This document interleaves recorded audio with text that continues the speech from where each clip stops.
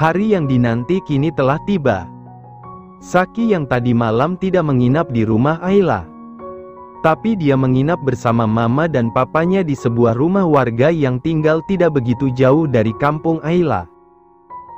Beberapa anggota keluarga termasuk para pekerja di rumah Saki memilih tinggal di rumah warga agar lebih dekat. Sedangkan keluarga lainnya mereka menginap di penginapan yang cukup jauh. Kini semua orang telah berkumpul, barang seserahan juga sudah disiapkan. Mobil Saki juga sudah dihias dengan bunga. Saki merasa deg-degan, ia gugup luar biasa. Meski pernikahan telah dilaksanakan sebelumnya, tapi ia merasa jika ini adalah pernikahan pertamanya. Menghadapi acara ini, lebih membuatnya tegang dibanding akan berhadapan dengan klien untuk memenangkan tender. "Udah siap, Ki?" tanya Atar. "Iya siap, Pak." Berulang kali Saki menarik dan membuang nafas. Tangannya sudah berkeringat dingin. "Jangan tegang, Saki. Ini hanya pesta resepsi. Bukan lamaran atau pernikahan. Toh kamu udah sering menghadiri acara pesta seperti ini," ujar Atar. "Ya bedalah, Pak. Ini resepsi, bukan acara peresmian atau syukuran biasa." Sudah. Kita berangkat sekarang, acara udah dimulai." Kinan datang melerai keduanya. Semua orang telah duduk di mobil masing-masing dan mulai menjalankan mobilnya menuju rumah Ayla. Hanya 5 menit mereka sudah tiba di rumah mempelai wanita. Sudah banyak orang berkumpul untuk menyambut kedatangan Saki dan keluarga. Mereka disambut dengan penampilan lengser dan tarian jaipong khas Sunda. Banyak yang tertawa akibat ulah ki lengser yang lucu. Mereka mengabadikan dengan kameranya masing-masing. Terutama dari keluarga Saki yang belum pernah melihat pertunjukan seperti itu. Acara demi acara telah digelar hingga mereka mulai menyantap hidangan yang disediakan. "Bu, maaf." Uwa Usi yang kini sedang duduk dengan salah satu kerabat Saki mulai aksi kepo. "Lia, Bu. Ada apa?" tanyanya. "Mau tanya, si Saki itu di Jakarta kerja apa? Dengar-dengar dulu sopir angkot?" tanya Usi. Ia penasaran karena tidak mungkin seorang sopir angkot mampu membiayai pernikahan mahal. Walau Ulfa sudah mengatakan jika Saki bekerja di kantoran, ia masih belum percaya karena saat pernikahan saja, maharnya sedikit. "Hah, sopir angkot? Sejak kapan Saki jadi sopir angkot?" "Ibu ada-ada saja, gosip dari mana itu?" Naima, tantenya Saki, terkejut mendengar keponakannya jadi sopir angkot. Saya dengar saat nikahan dulu, Iho." "Kan saya juga ikut jadi saksi," ucap Usi. Beberapa tetangga Ayla yang duduk bersama Usi juga ikut mendengarkan karena masih penasaran. Naima tergelak, "Bu. Keponakan saya itu CEO, dia baru beberapa hari diangkat jadi CEO oleh kakak sepupu saya. Mana ada dia jadi sopir, apalagi sopir angkot." "Hah? Jadi bukan sopir angkot?" tanya Usi lagi. "Ya bukanlah, Bu. Jangan-jangan ibu juga tidak tahu CEO itu apa?" tanya Naima karena melihat reaksi Usi yang biasa saja. Dan benar saja Usi pun menggelengkan kepala. "Ibu, CEO itu direktur. Saki itu direktur perusahaan besar milik kakak saya, dia itu penerus kekayaan kakak saya." Usi dan beberapa ibu yang mendengarnya ikut tercengang. Benarkah sekaya itu suaminya Ayla? Dikira hanya pegawai kantoran biasa. Ternyata pria yang luar biasa. Usi tidak lagi bisa berkata-kata, dia sudah kalah. Kalah dalam segala hal. Dia yang selalu berambisi ingin mendapat menantu kaya. Dia juga sering membanding-bandingkan anaknya Yuli dengan Ayla. Yuli yang lebih banyak disukai pria, dan dia juga menikah lebih dulu dari Ayla yang terpaut usia 3 tahun lebih muda dari Ayla.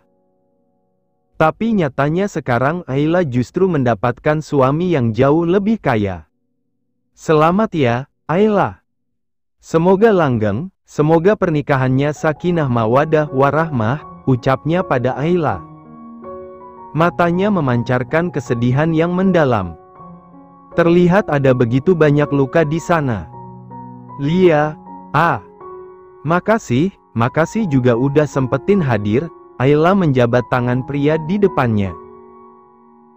Pria itu beralih menyalami Saki. Selamat ya, Bang. Selamat berbahagia, ucapnya parau, terlihat ada bulir air mata di sudut matanya. Iya, sama-sama Kang. Pria itu turun dari pelaminan dan langsung pulang tanpa makan lebih dulu. Ia menoleh sekilas saat sudah berada di pintu masuk. Saki melihat dia seperti sedang mengusap matanya setelah kembali menoleh. Kening Saki mengernyit, ia menduga ada sesuatu dengan pemuda tadi. Ia kemudian melirik istrinya yang sedang menundukkan kepala. Tangan Saki menggenggam tangan Ayla. Ayla menoleh pada Saki, terlihat wajahnya yang murung tapi ia berusaha tersenyum. Aku baik-baik aja, Bang. Udah aku bilang kalau dia. Jangan katakan apapun. Ini hari bahagia kita, Abang gak mau ada kesedihan. Abang ingin nikmati hari bahagia ini, bisa? Ayla mengangguk dan tersenyum. Acara berlangsung hingga malam hari, meski hanya sedikit saja yang paham dalam bahasanya. Saki sesekali tertawa saat ada hal yang lucu. Pengantin baru, nggak mau istirahat apa? Anggap aja ini malam pertama, ucap uanya Ayla. Wajah Saki dan Ayla berubah merah bak kepiting rebus. Sudah 1 bulan mereka menikah, tidak pernah ada yang namanya malam pertama. Bukan, tapi malam kedua. Karena malam pertama sudah mereka lakukan sebelumnya. Apa sih, Uwa? Lagian Ayla nikah kan udah lama, ucap Ayla. Hahaha, kalau belum ada anak mah. Malam pertamanya tiap hari, ucapnya penuh canda. Saki menanggapi dengan senyuman sembari menggaruk tengkuknya yang tidak gatal. Ya, bener itu. Sing getol, biar Mang Azad cepat dapat cucu. Beberapa orang tergelak dan membuat Ayla semakin malu. Tidak ingin terus menjadi bahan candaan, Ayla pamit beralasan ingin membantu yang lain di dalam. Udah, nak Saki masuk sana. Acaranya masih panjang, sampai dini hari. Hah, selama itu, wah? Tanya Saki tidak percaya. Ya, emang biasanya semalaman. Saki mengangguk ia baru tahu. Baiklah, wah. Saya pamit dulu mau masuk dan istirahat. Saki beranjak meninggalkan kumpulan bapak-bapak. Dia masuk ke dalam rumah Ayla. Di sana juga masih ramai dengan beberapa ibu-ibu yang masih terjaga. Melihat suaminya masuk, Ayla segera menghampiri. Bang, mau istirahat? Tanya Ayla. Mau ke kamar mandi dulu, anterin. Malu soalnya, ucap Saki seraya berbisik. Ayo, Bang. Saki berjalan di belakang Ayla. Bukan tidak berani jalan sendiri ke kamar mandi. Tapi masih banyaknya orang-orang di sana, membuat Saki belum terbiasa. Usai dari kamar mandi, keduanya kini berada di dalam kamar untuk istirahat. Ai, panggil Saki. Ayla yang sedang menata bantal menoleh dan menghentikan aktivitasnya. Ya, Bang. Ayla menyahuti dengan perasaan was-was. Yang tadi itu, Raihan? Tanyanya to the point. Ayla mendadak gugup, ia sudah mengkhawatirkan pertanyaan ini muncul dari suaminya. Tia, Bang. Masih jauh kerenan abang kemana-mana, cibir Saki. Tubuhnya krempeng kayak papan penggilesan. Cuma wajah kearaban aja. Tapi, yang wajah abang lebih menjual. Ucapan Saki membuat Ayla menganga. Sesantai itu Saki meledek Raihan yang pernah menjadi gebetannya dulu. Padahal dulu, Raihan pemuda tertampan di kampungnya. Tapi sekarang setelah ada Saki, sepertinya tidak ada yang mampu menyaingi suaminya. Abang gak marah? Tanya Ayla. Enggak, ngapain? Dia cuma masa lalu kamu. Lagian kalian belum pernah pacaran kan? Ayla mengangguk. Jadi, setelah nifas kamu selesai, Liga langsung honeymoon. Abang ingin mengulang malam pertama kita, sayang. Saki mengedipkan matanya sebelah dan menaik turunkan alisnya. Ayla buru-buru naik ke tempat tidur. Ia meringkuk dengan menarik selimut untuk menutupi tubuhnya. Saki terkekeh kemudian ikut naik dan masuk ke dalam selimut yang sama dengan Ayla.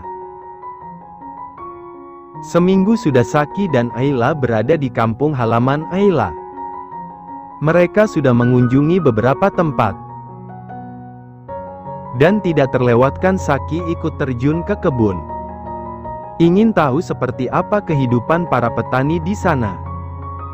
Ia juga ikut memanen hasil pertanian mereka. Rasanya seru dan menyenangkan. Saki belum pernah merasakan keseruan hidup di alam terbuka seperti itu.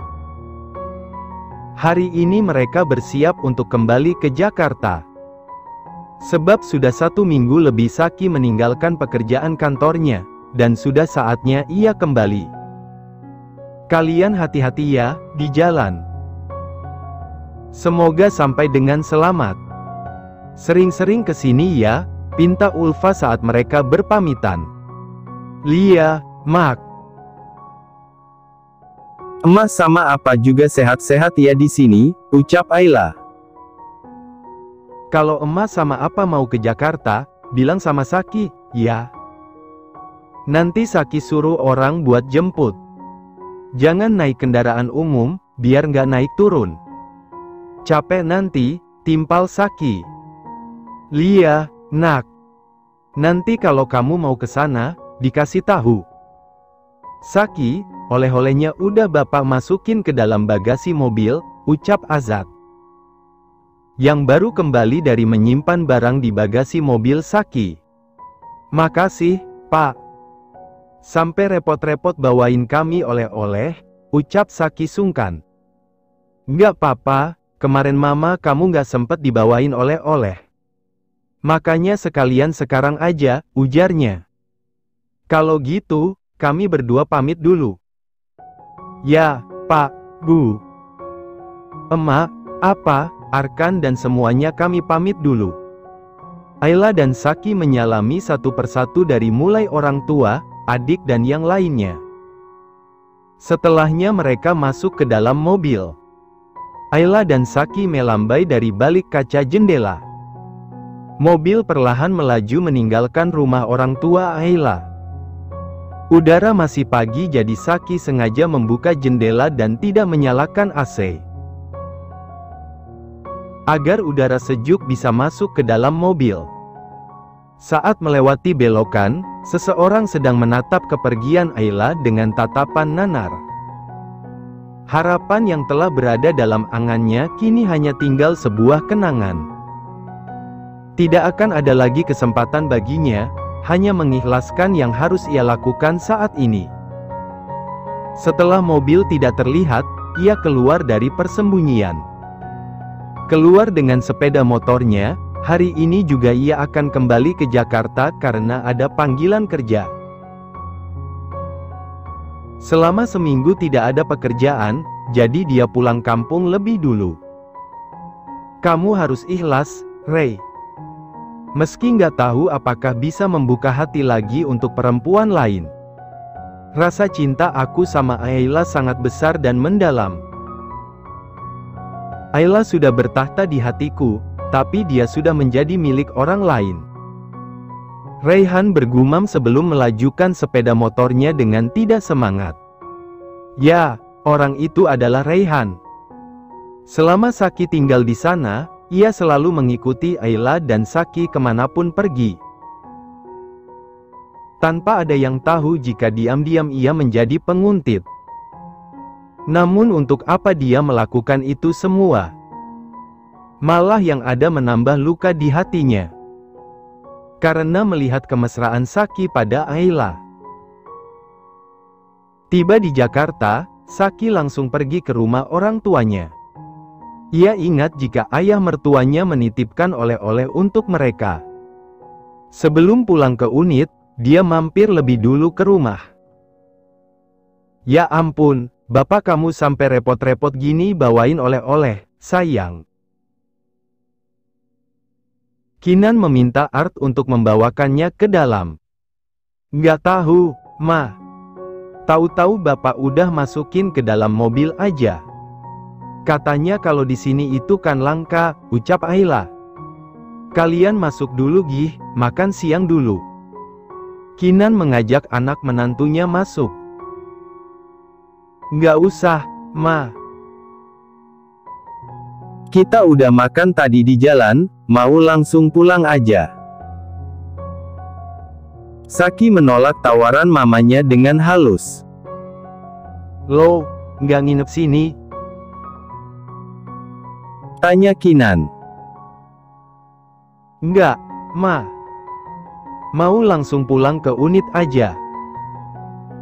Capek banget ini badan, pengen istirahat. Saki meregangkan otot di badannya yang terasa pegal. Perjalanan yang cukup panjang, dengan medan yang terjal sebelum sampai di jalan alternatif.